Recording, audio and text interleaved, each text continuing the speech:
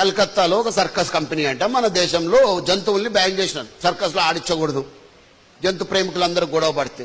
So ఆ company వాళ్ళు ఏం చేసిందంటే 10 పులుల్ని తీసుకుపోయి అడవుల్లో వదిలేసిండట. వారం రోజుల తర్వాత ఆ 10 పులుల్లో 7 పులుల్ని అడవి కుక్కలు వేటాడి చంపిస్తాయంట.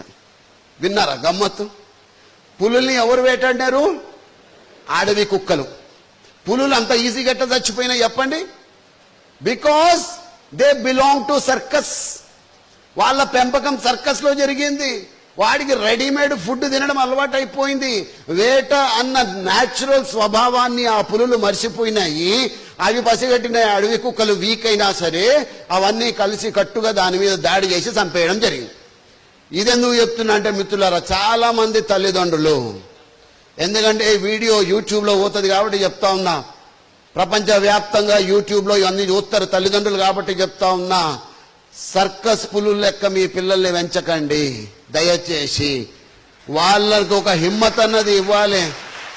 చాలా మంది తల్లిదండ్రులు చెప్తున్న పొరపాటు, ముద్దుగా పెంచు, ముద్దుగా, నా బిడ్డకు ఏమవ్వదు, బండిలో కార్లో దింపుతాడు వాడు బుడ్డోడు, వాని కారు ఎందుకు చెప్పండి. ఒక స్కూల్లో ఎల్కేజీ పోవడానికి అడ్మిషన్ కోసం వెళ్తే ఎంతరయ్యా ఫీజు అంటే 1,00,000 ఎందుకు రయ్యా? అందరూ కూర్చోబెట్టి ఏబీసీడీలు చెప్తారు, మేము పండుకోబెట్టి ఏసీలో చెప్తామంట. వానికి పండుకోబెట్టి చదువు చెప్తే చదువు అంటుతుందా? అరే అబ్దుల్ కలాం గారు ఎట్లా పోయినారు స్కూల్కి? పెద్ద పెద్దోళ్ళు ఎట్లా పోయినారు స్కూల్కి? నడుచుకుంటా, చెప్పులు లేకుండా, శివుడి ముక్కుతో, చిరిగిన నిక్కర్లతో వెళ్ళినాం. పెద్దోళ్ళు కాలేదా వాళ్ళు? ప్రపంచంలోనే ప్రముఖులు కాలేదా వాళ్ళు? వీనికి చిన్నప్పటి నుంచి సుకుమారంగా పెంచితే పెద్దగా అయితే వానికి చిన్న కష్టం వస్తే వాడేం బతుకుతాడని? ఆ జీవితాన్ని బతకలేడు.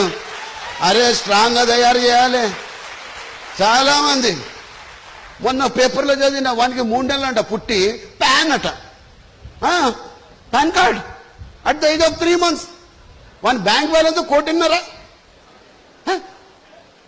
తల్లిదండ్రులు మర్చిపోతారా? ఇన్ని కోట్లు వేసినా నా బిడ్డ పేరు మీద, అన్ని కోట్లు వేసినా.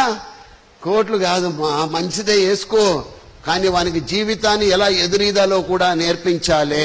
Yes my dear friend,